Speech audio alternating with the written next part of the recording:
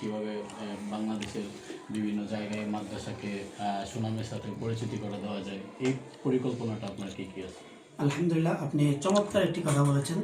সেটা হলো, আমার পরিকল্পনা হলো শুধু নরসিংদী নয়, সারা বাংলাদেশ এবং বিশ্বের মধ্যে আমাদের চিন্তা ভাবনা হলো মাদ্রাসাটাকে আমরা লাল সবুজের পতাকা আমরা উত্তোলন করব।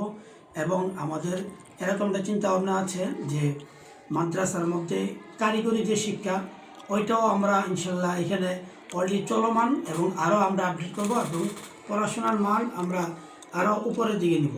এবং আমাদের মাদ্রাসা কিন্তু এই বছর 25 সালে নরসিংদী জেলার মধ্যে একমাত্র আমাদের প্রতিষ্ঠান জাতীয় হিফজুল কোরআন প্রতিযোগিতায় এই পুরস্কারপ্রাপ্ত হয়েছে।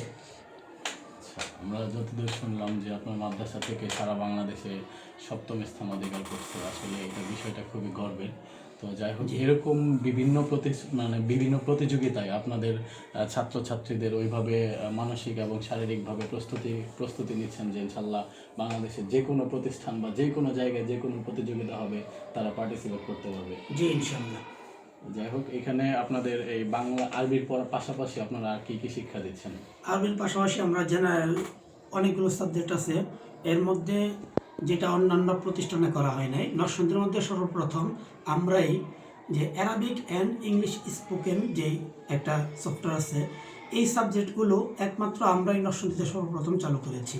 এবং এটা আমরা আমাদের ছাত্ররা আলহামদুলিল্লাহ খুব ভালোই পারে। অন্যান্য মাদ্রাসায় এগুলো নাই। এবং অল্প একটু যে আধা ঘন্টা বাংলা, আধা ঘন্টা ইংরেজি, আধা ঘন্টা গণিত, ওইরকম প্রায় মাদ্রাসাতে আছে। আলহামদুলিল্লাহ আমাদের এখানে আধা ঘন্টা না, অনেক লং টাইম সময় পড়ানো হয় এবং খুবই ভালো মানের ভাবে পড়ানো হয়। এবং আমাদের টিচার হলো ভার্সিটি অনার্স মাস্টার্স কমপ্লিট, ওই ধরনের টিচার ইনশাল্লাহ আমাদের এখানে আছে। হুজুরের সাথে কথা বলে যতটুকু বুঝতে পারলাম যে এই মাদ্রাসা কেন্দ্রিক ওনাদের শুধু আরবির দিকে নজর নয়, বাংলা, অঙ্ক, ইংরেজি সহ যে কোনো 2025-26 সালে এসে যে সারা বিশ্ব যখন স্মার্ট বিশ্বের সাথে তাল মিলিয়ে চলছে, তাদেরও প্রচেষ্টা আছে যে তাদের মাদ্রাসায় যারা পড়াশোনা করবে তারাও যেন ওদের ভবিষ্যতে এরকম স্মার্ট বাংলাদেশের সাথে কম্পিটিশন করে সব জায়গায় টিকে থাকতে পারে। সেই প্রস্তুতি নিয়ে তারা আগামীর ইলমুল কোরআন ক্যাডেট মাদ্রাসা গড়ার প্রত্যয়ে কাজ করছেন। তো যাই হোক, আজকের মতো এখানে শেষ করছি। ভালো থাকবেন, সুস্থ থাকবেন। আসসালামু আলাইকুম।